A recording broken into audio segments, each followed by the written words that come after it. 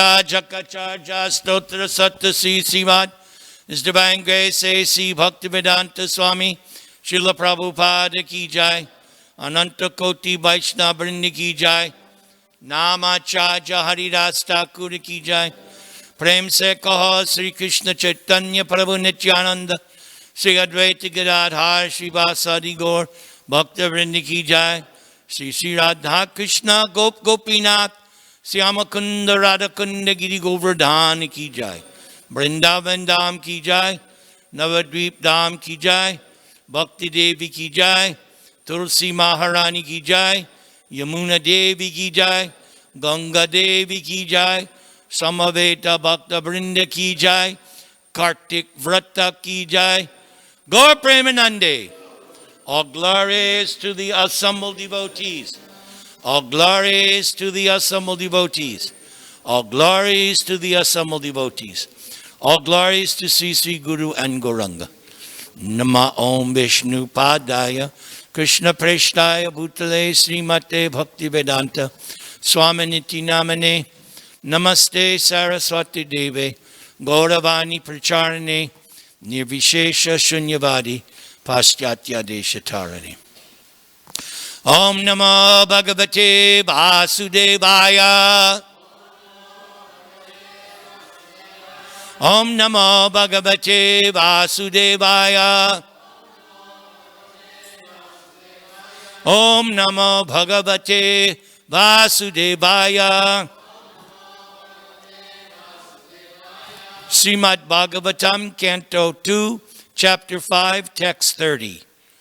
Vaikarikan Mano Jagye Deva Vaikarika Dasha Dig Vataraka Pratetoshvi Vainino Dropendra Mitra Ka Vaikarika Mano Jagye Deva Vaikarika Dasha Digvartaraka Prateshvi Digvartaraka Prateshtoshvi Vanindro Pendra Mitraka Vaikarikan Mano Jagye Deva Vaikarika Dasha Digvatarka Pratetoshvi Vanindro Pendra Mitraka Vaikarikan Mano Jagye Deva Vaikarika Dasha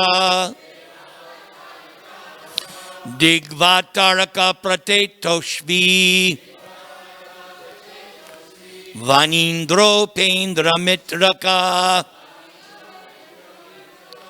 Please chant.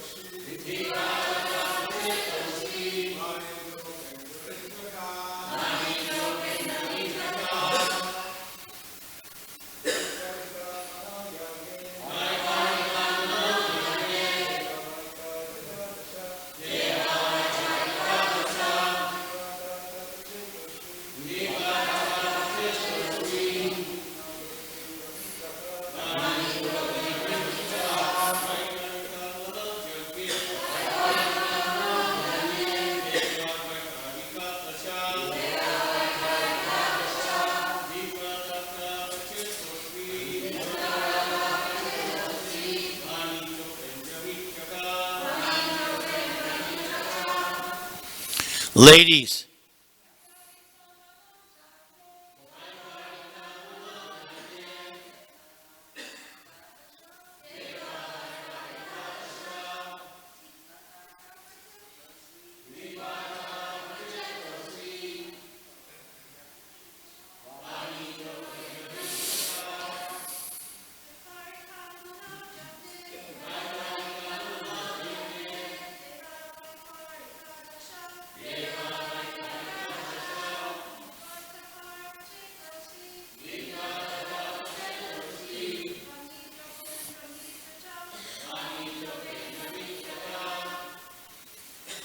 Anyone else?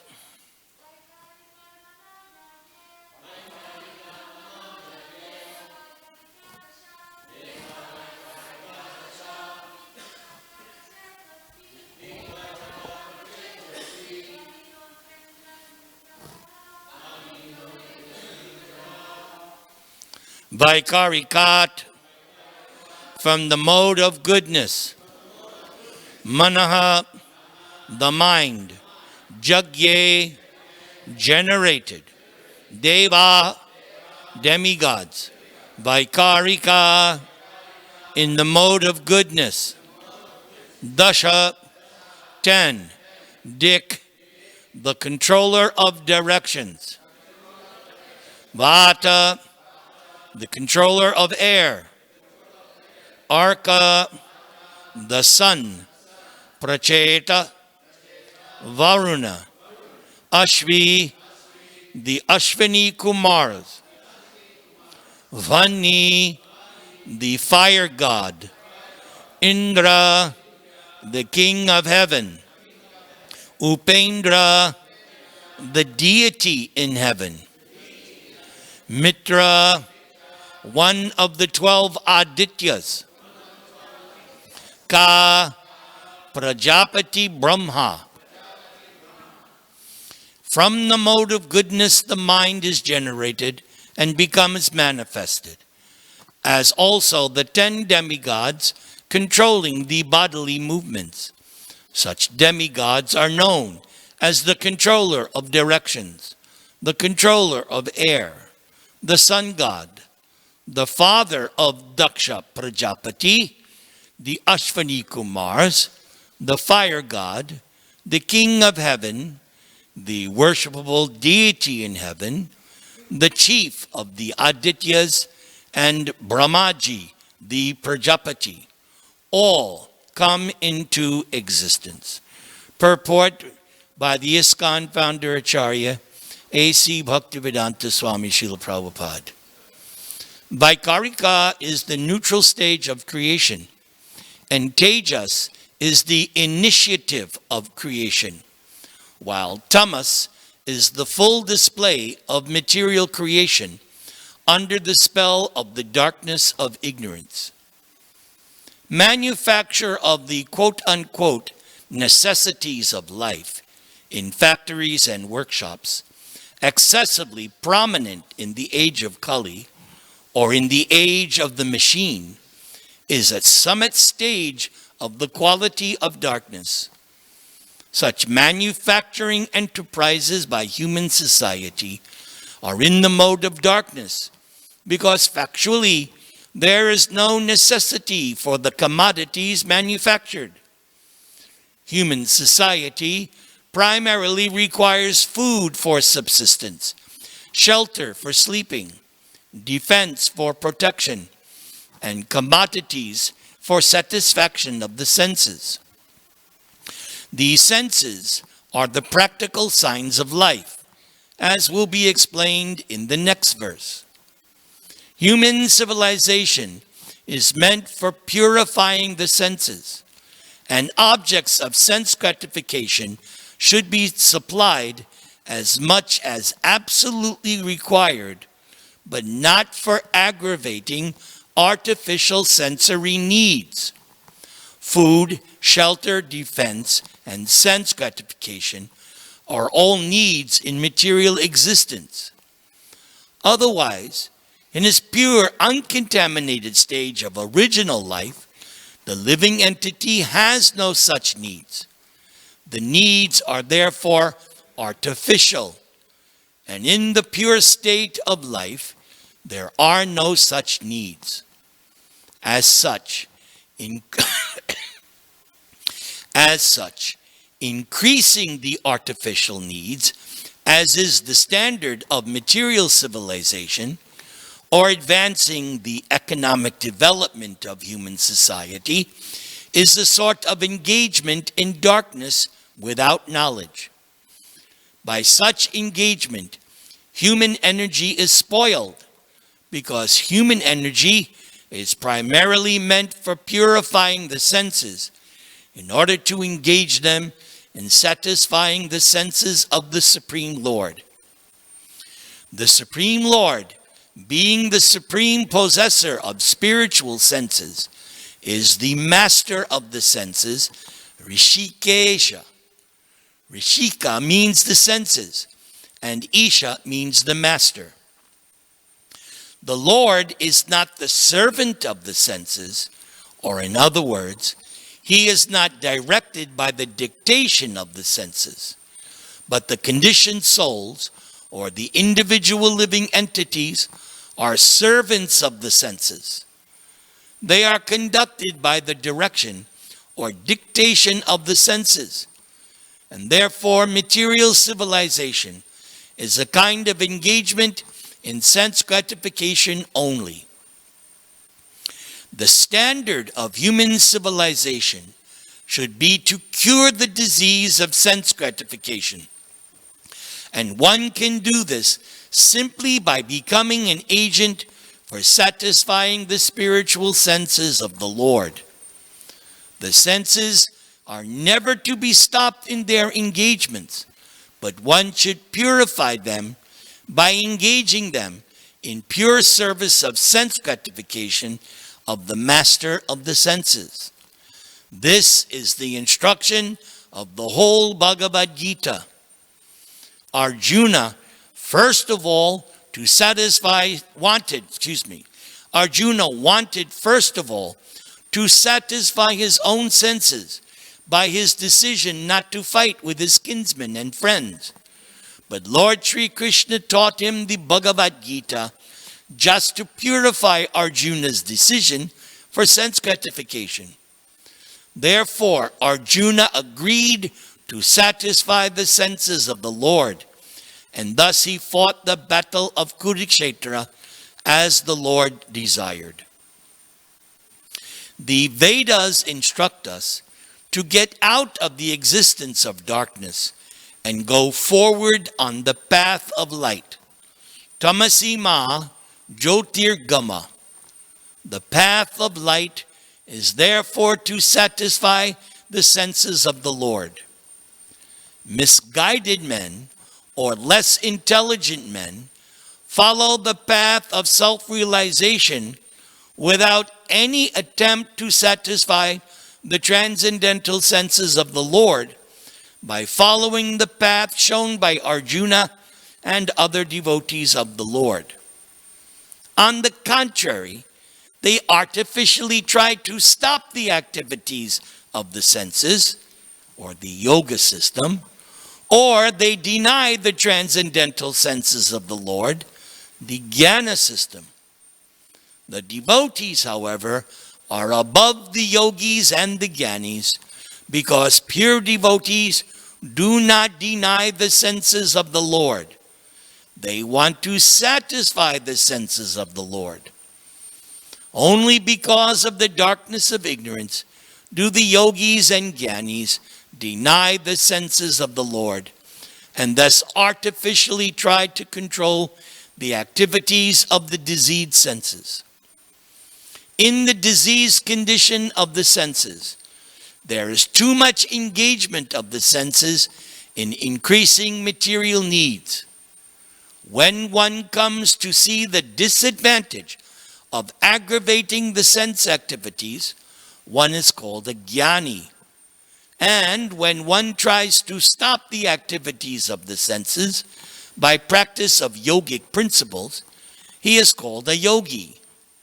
But when one is fully aware of the transcendental senses of the Lord and tries to satisfy his senses, one is called a devotee of the Lord.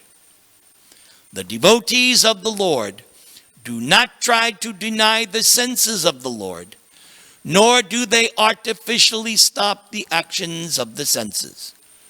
But they do voluntarily engage the purified senses in the service of the master of the senses, as was done by Arjuna, thereby easily attaining the perfection of satisfying the Lord, the ultimate goal of all perfection. Thus ends Prabhupada's purport.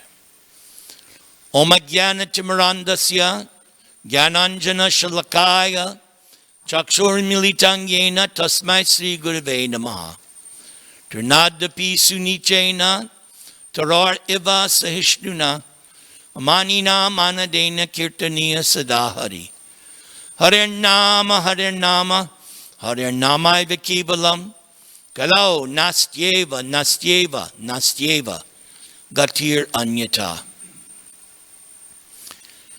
For 10 days, Sri Chaitanya Mahaprabhu stayed at Prayag and instructed Rupa Goswami, empowering him with the necessary potency. Here is one of those instructions, and this verse is found in the Narada Pancharatra, which is included in the Bhakti Rasamrita Sindhu. Sarvopadi Vinirmuktam Tat Parat Vena Nirmalam Rishikena Rishikesha Sevanam Bhaktir Uchate.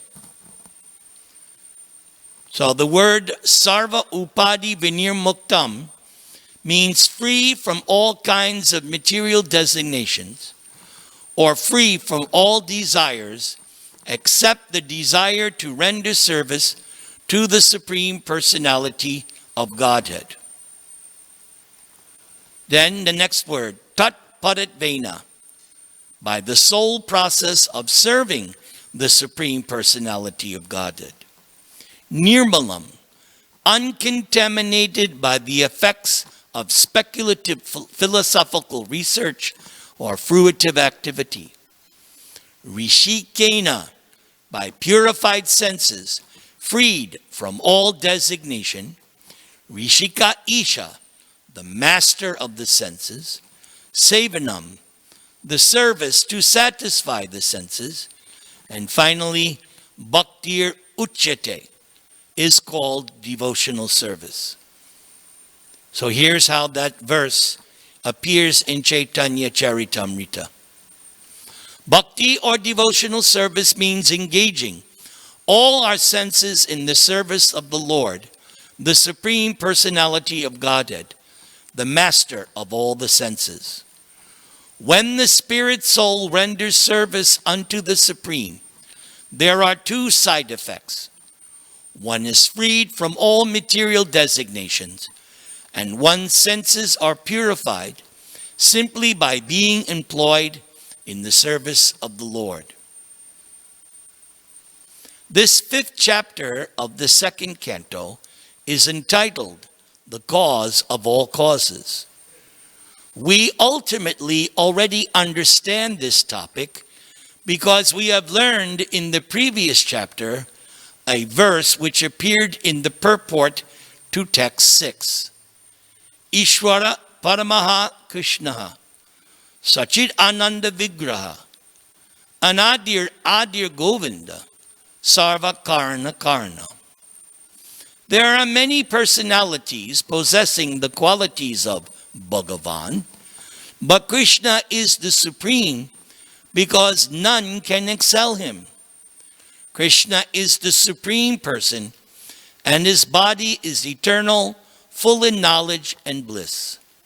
Krishna is the primeval Lord, Govinda, and the cause of all causes.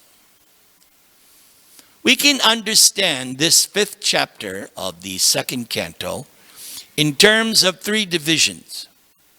In the first division, texts 1 through 8, the subject matter is Narada questions his father, Lord Brahma. In the second division, texts 9 through 21, The subject matter is Brahmaji explains who he is to his son, Narada.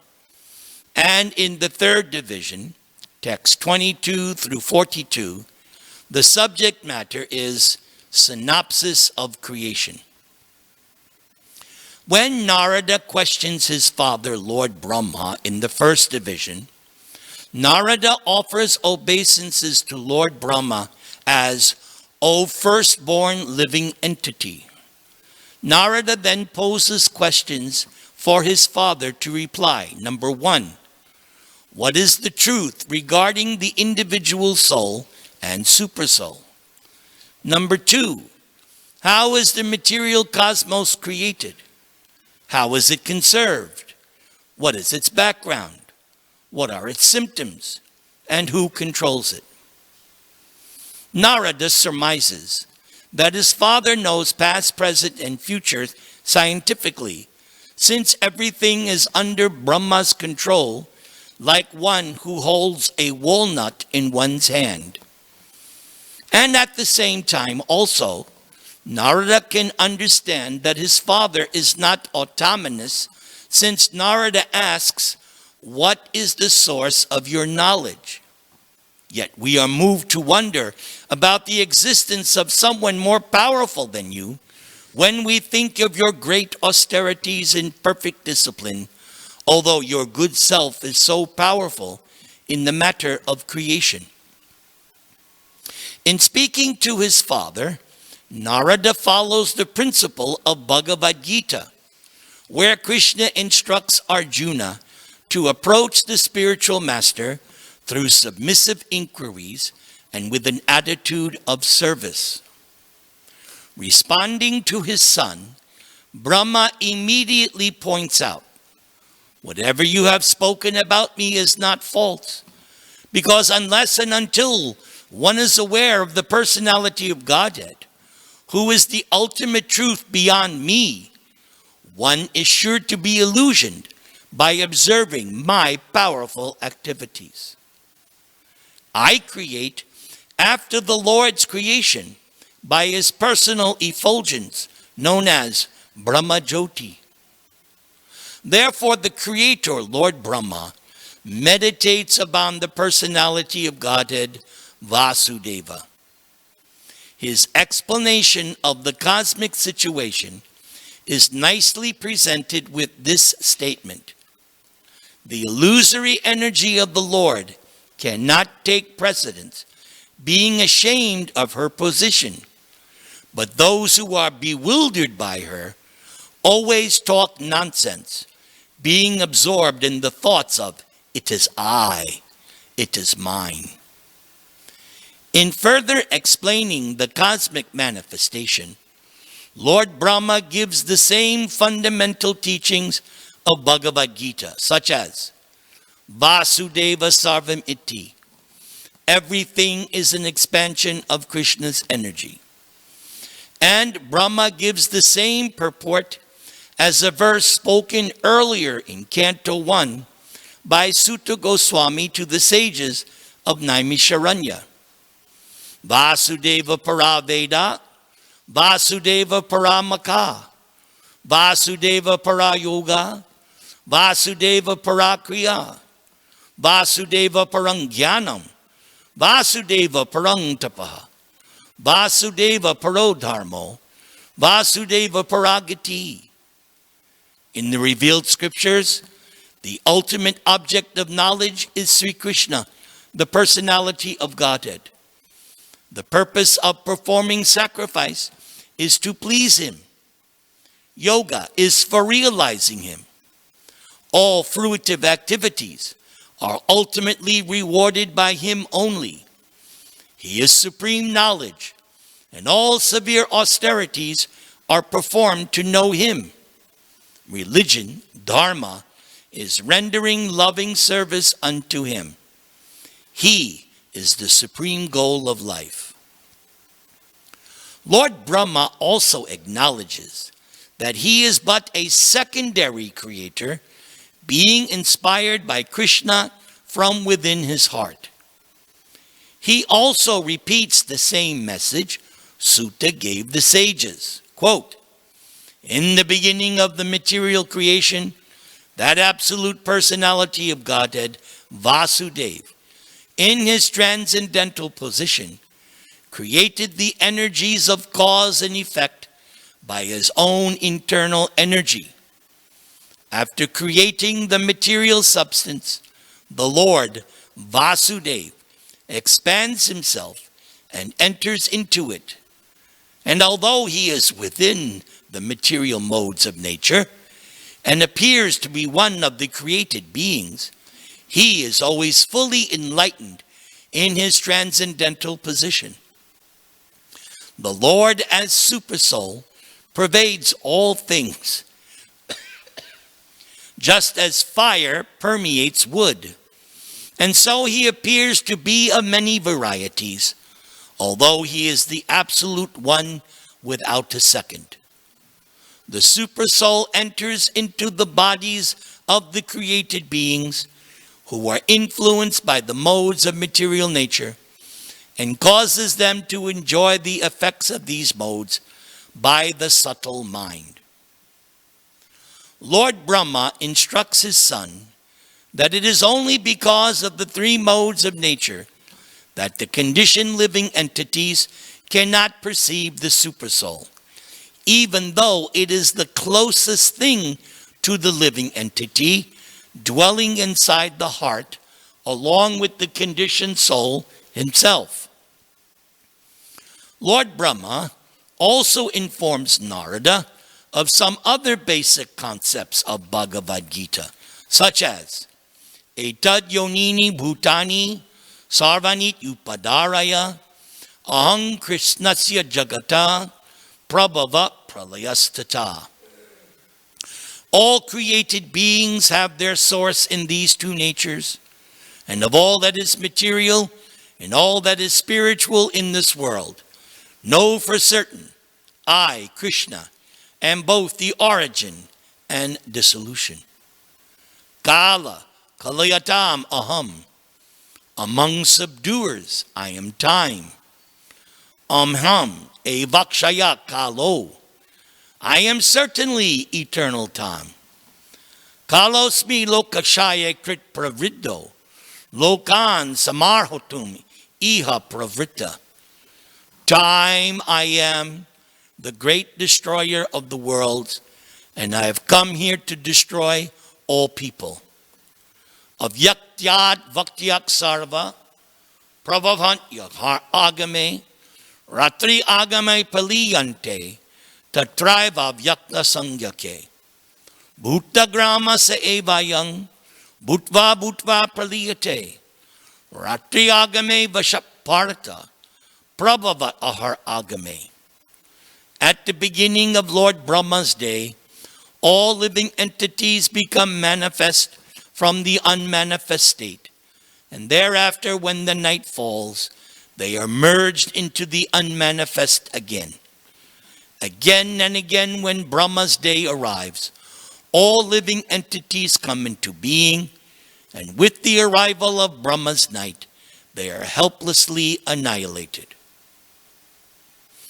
In the final portion of this chapter, Lord Brahma gives a synopsis of the material creation, beginning with Mahavishnu generating the Mahatattva, or the principles of material creation, followed by tying the three modes and how those three modes transform into 24 basic elements of matter.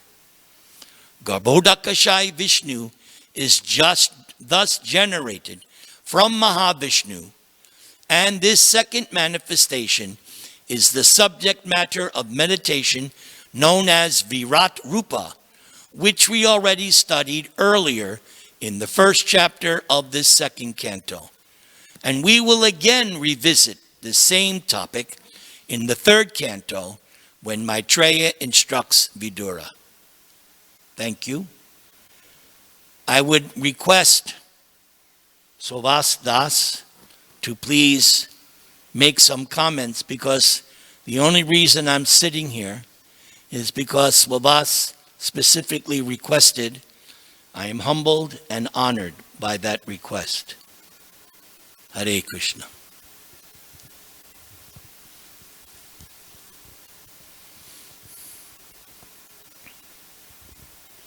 Hare Krishna.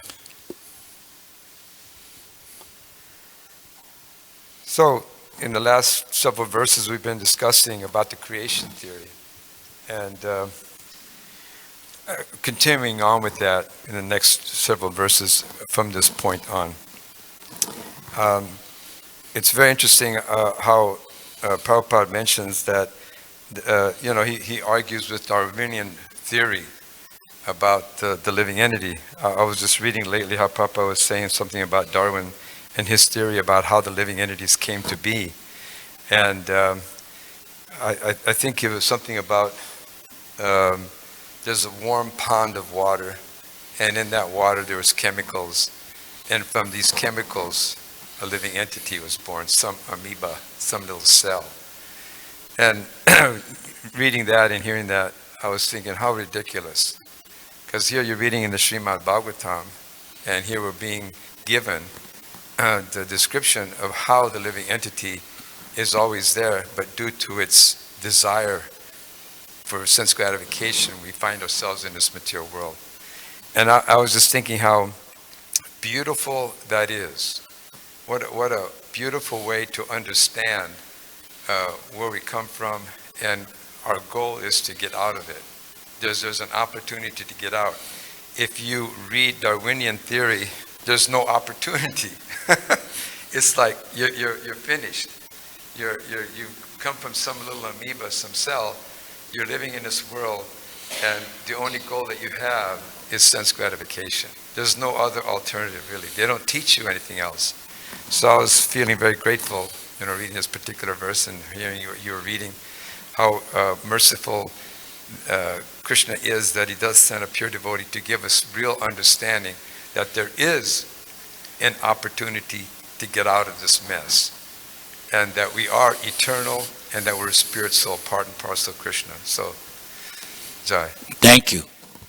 Anyone else? Rabindranath Dasa. Wait. You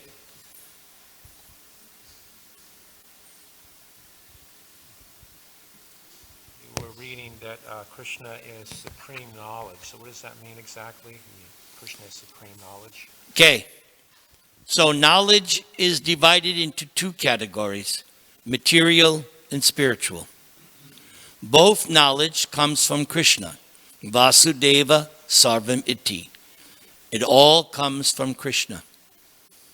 So we also learn from Bhagavad Gita, the spiritual nature is superior to the inferior material nature. So right, according to Bhagavad Gita, materialistic knowledge is already inferior to spiritual knowledge. So spiritual knowledge is Sambandha, Abhideya, Prayojana. First, understanding, reestablishing your forgotten eternal relationship of service with God. Once that is understood, Abhideya, engage in practical activities which will reinforce that understanding. And then ultimately, the third stage of spiritual knowledge is love of God. So Krishna and love of Krishna is the ultimate goal of knowledge. You're welcome.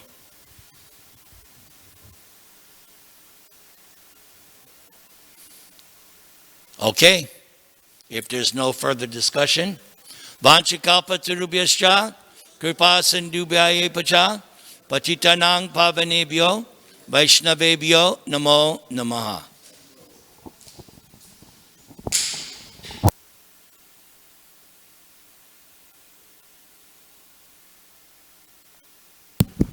Wait. Thank you.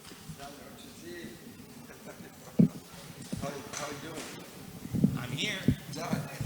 That's all that matters.